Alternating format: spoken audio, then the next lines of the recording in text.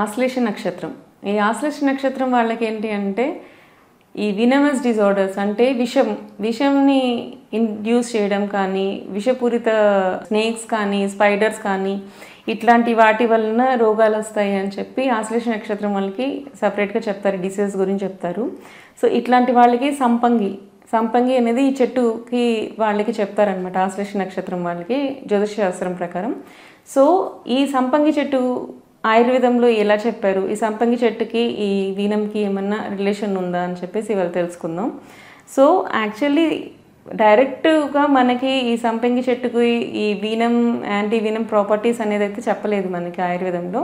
So దీంట్లో ఏంటంటే దీనికి మనకి అల్సర్స్ ఏదైతే ఫామ్ అవుతుందో, దెబ్బ తగిలినప్పుడు పుండ్లు ఫామ్ అవుతాయి కదా జనరల్గా మనకి, ఏదైనా కరిచినప్పుడు పుండినప్పుడు. ఇప్పుడు నాన్ వినమస్ స్నేక్స్ ఉంటే అవి కరిచినప్పుడు అక్కడ వరకు వూండ్స్ ఫామ్ అవుతాయి కదా, అంతవరకు వూండ్ హీలింగ్ ప్రాపర్టీస్ ఉంటాయి అని చెప్పారు జనరల్గా.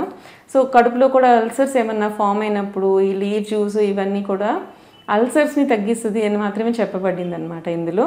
దీనికి పర్గేటివ్ ప్రాపర్టీ అంటే వామిటింగ్ తెప్పించే ప్రాపర్టీ అనమాట. సో మనకేంటంటే ఎవరైనా విషప్రయోగం చేసినప్పుడు ఫస్ట్ మనం డాక్టర్స్ దగ్గరికి వెళ్ళినప్పుడు ఏం చేస్తారు, వామిటింగ్ అయ్యేలాగా చేస్తారు.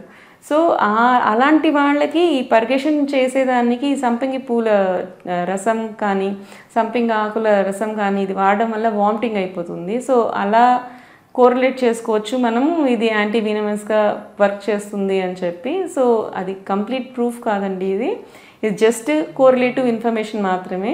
సో ఇది చెట్టుగా యూజ్ చేసుకుంటే మీకు ప్రాబ్లం ఉండదు అనుకుంటున్నాను. అది పెంచుకోండి, ఏదైనా ప్రాబ్లం వచ్చినప్పుడు మాత్రం డాక్టర్ని కలవండి.